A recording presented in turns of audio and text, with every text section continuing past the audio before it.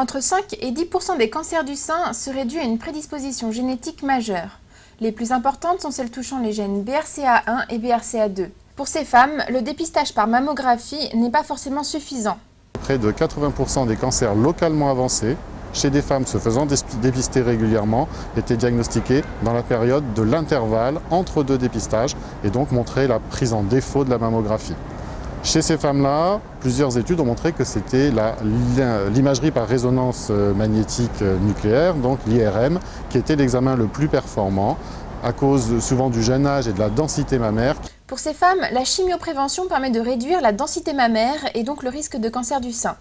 Là encore, l'IRM est utile en évaluant l'efficacité de ce traitement préventif. L'IRM serait un bon moyen pour suivre la régression de cette glande sous traitement chez les femmes qui sont atteintes d'une mutation qui prédispose au cancer et donc qui éviterait de réaliser directement une mastectomie prophylactique, c'est-à-dire enlever le sein contralatéral pour éviter la récidive d'un cancer.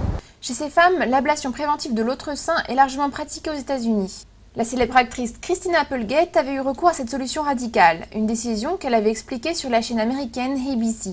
Is the number one reason that I'm going to live. If this had been caught a year from now, or when I was 40, I probably wouldn't be able to live through this. I'm clear, absolutely 100% clear and clean. It did not spread. They got everything out. So I'm definitely not going to die from breast cancer. En France, cette pratique reste beaucoup moins répandue. La mastectomie a été très largement utilisée en traitement prophylactique dans les cancers du sein avec mutation génétique prédisposante aux États-Unis. L'attitude est plus réservée en France et des recommandations nationales vont être émises par l'Institut national du cancer sur les indications de cette chirurgie prophylactique.